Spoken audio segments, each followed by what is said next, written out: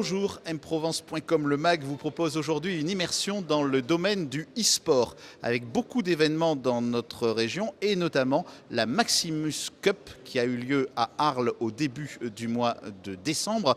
Un événement qui est à la fois un événement sportif, un événement concernant les jeux vidéo et puis un événement économique. On va en parler tout de suite avec l'homme qui gère la Maximus Cup. C'est un vice-président de la Chambre de commerce et d'industrie du Pays d'Arles, Nicolas Sauvan-Magnier. Bonjour Nicolas.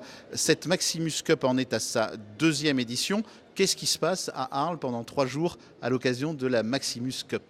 Eh bien, c'est un événement e-sport de fin de saison sur lequel on a la joie d'accueillir principalement 3 tournois. Un tournoi sur le jeu très populaire football qui parlera très certainement marseillais, FIFA 19, où nous avons tout au long de l'année fait une sélection des meilleurs joueurs amateurs de notre territoire. Nous en avons gardé 4 que nous avons fait jouer tout le week-end avec 28 joueurs venus de toute l'Europe, champions d'Espagne, du Portugal, de Belgique.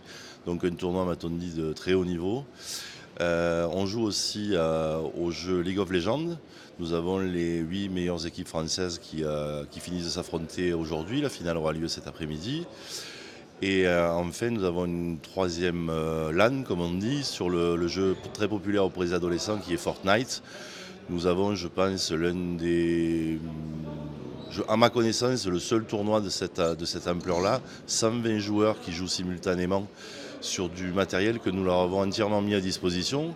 C'est-à-dire habituellement sur une LAN, on vient avec son matériel sous le bras, c'est un peu de briques et des brocs et le bazar.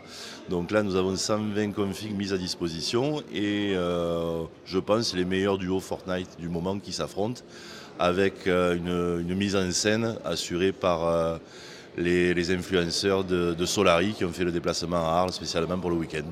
Merci beaucoup Nicolas. Alors on va maintenant se tourner vers le président de la Chambre de commerce et d'industrie du Pays d'Arles, Stéphane Paglia. On vient de présenter la Maximus Cup, 2e édition. C'est un événement sportif dans le domaine du e-sport. C'est aussi, Monsieur le Président, un grand événement économique. C'est clairement un grand événement économique puisque la volonté d'une chambre de commerce, c'est souvent on est associé à l'économie, je dirais, traditionnelle. C'est notre mission de base. Mais il faut aussi faire de la prospective, être défricheur. Et c'est notamment prometteur aussi dans le milieu de la formation où nous sommes en train d'essayer de mettre au point le premier BPGEPS pour le monde du e-sport et où nous serons membres fondateurs, je pense, de la future ligue de e-sport qui va se créer en France. Alors c'est aussi l'occasion de relier une économie traditionnelle et une image traditionnelle et culturelle du Pays d'Arles. La Maximus Cup, c'est à la fois l'évocation d'Arles cité romaine et puis de l'Arles moderne. Complètement, effectivement, Maximus, nous sommes dans la romanité. Il y a les arènes, c'est des gens où, d'ailleurs, on dit des battles, des arénas. C'est un peu les gladiateurs du XXIe siècle, donc c'était normal de pouvoir réunir les deux. Et puis, l'innovation d'aujourd'hui sera la tradition de demain. Et puis vous avez à cette occasion donc fait émerger un réseau, un écosystème, comme on dit maintenant, dans le monde économique d'entreprises et de jeunes entreprises, puisque à l'occasion de la Maximus Cup, vous organisez aussi un challenge de start-up.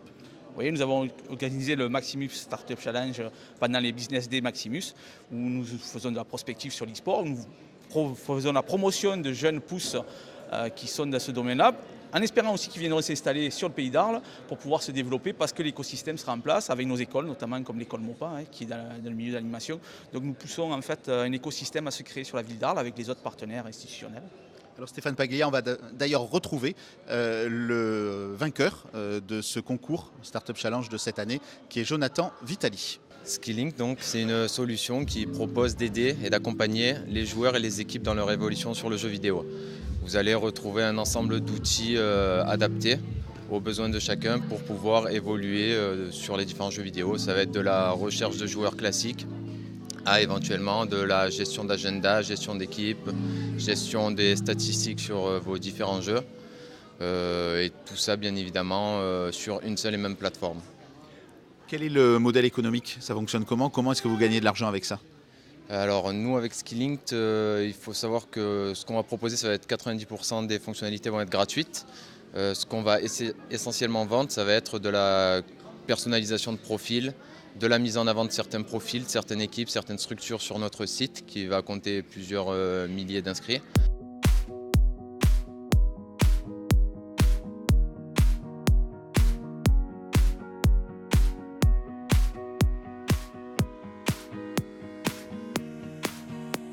It feels get to hear me now. Alors, Quentin Mingual, en fait, on vous appelle Quanto, puisque vous êtes aujourd'hui un commentateur de parties de jeux vidéo.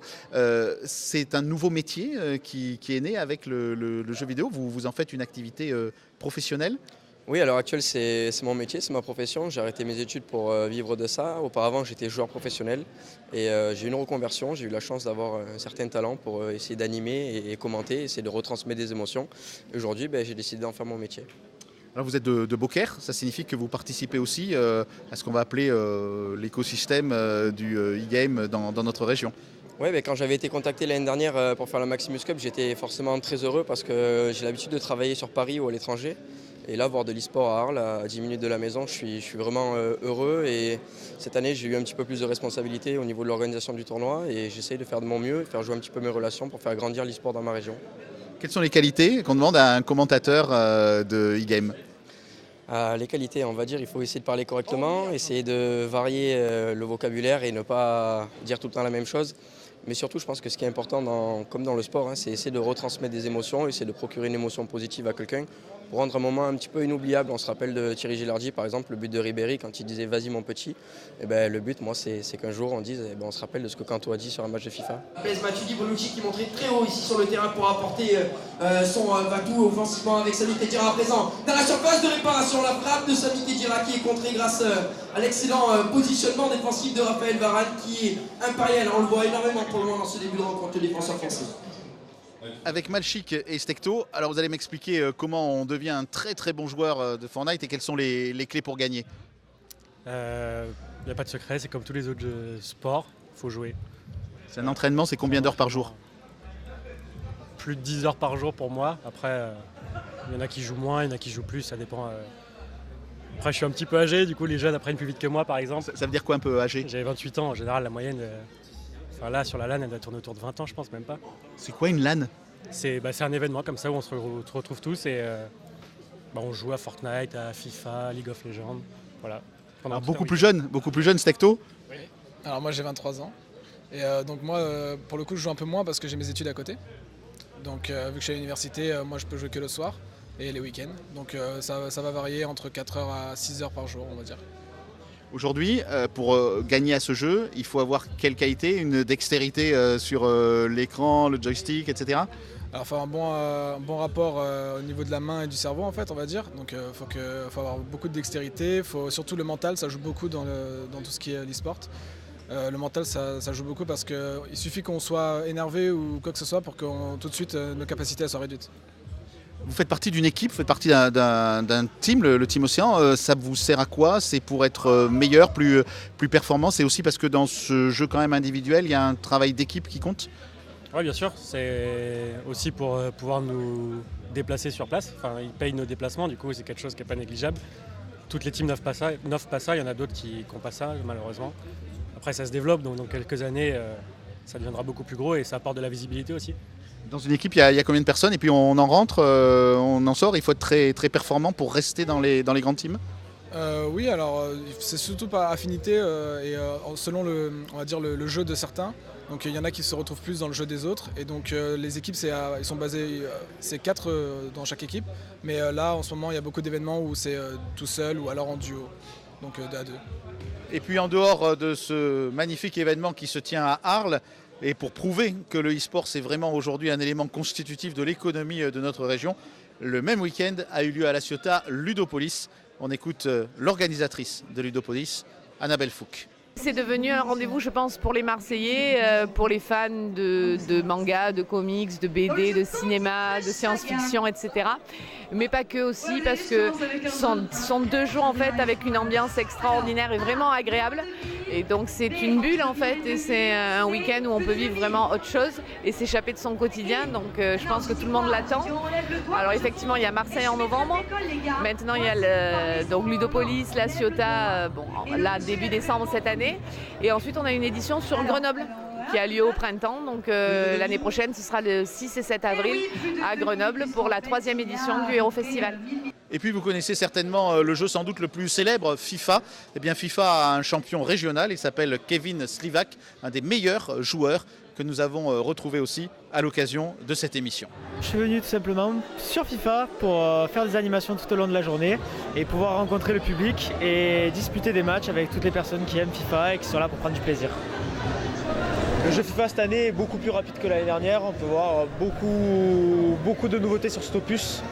Et c'est un jeu qui est devenu beaucoup plus aléatoire où le public, n'importe quel public peut jouer, peut s'améliorer. Alors que sur les autres années, on avait un jeu qui était difficile. On avait un jeu qu'il fallait passer beaucoup d'heures. Alors que cette année, la prise en main est beaucoup plus facile. Beaucoup moins de gestes techniques, beaucoup moins de rapidité. Donc n'importe qui peut s'amuser. Et on voit de plus en plus de public jeune se lancer sur l'opus, quoi. Et ça fait vraiment plaisir. Donc, comme vous pouvez voir, pour l'instant, il y a 0-0. Mon adversaire est assez costaud. C'est très difficile de passer. Donc j'essaye de jouer en même temps et de discuter. Mais c'est vrai que c'est pas facile de pouvoir se concentrer. Mais bon, on y arrive. Et on arrive à marquer avec l'OM. Super but de Germain, donc bon. Ça fait plaisir de marquer avec l'OM. Et puis ce mois de décembre a été également marqué par l'ouverture de la première académie du e-sport en France. Ça se passe à Marseille et ça s'appelle Mon Club e-sport, Mon Club 2.0.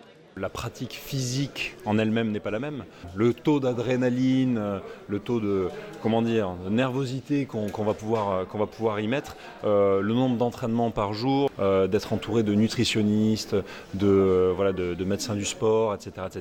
Aujourd'hui, les joueurs de haut niveau ont un panel et un quotidien qui est exactement le même que des athlètes de haut niveau. Je suis un grand fan et si aujourd'hui notre mission c'est d'arriver à structurer toute une génération, voire plusieurs générations de personnes de la manière dont les clubs sportifs ont pu le faire par le passé et continuent à le faire aujourd'hui, notre pari sera gagné.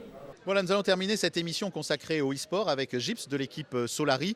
Alors Gips, expliquez-nous pourquoi vous êtes présent aujourd'hui à Arles pour une activité dont on pourrait penser qu'elle se fait avant tout sur les réseaux et sur Internet de chez soi, de sa chambre ou de son salon sans convivialité. Ça c'est plus par passion. En gros on va dire qu'en France on fait ça depuis très longtemps, c'est vraiment très français et on a toujours fait ça et on n'arrêtera jamais, même si c'est plus petit par rapport aux énormes événements internet, mais voilà, on n'arrêtera pas, quoi. Comme dans notre sport, il y a des contacts avec vos concurrents, avec les autres champions, vous faites des bouffes ensemble, des troisièmes mi-temps? Alors des bouffes ensemble, pas beaucoup, mais on va dire qu'on aime bien se provoquer gentiment pour maintenir un petit peu d'engouement autour des tournois comme ça. Ouais. Voilà, donc avec Gips de l'équipe Solari, on va terminer cette émission consacrée au e-sport. Vous l'avez vu, le e-sport, c'est une activité qui se développe à la fois au niveau sportif et au niveau économique dans notre région. On en reparlera très souvent dans mprovence.com, ce magazine que vous pouvez également visionner sur notre site internet ou sur nos pages Facebook. À très bientôt.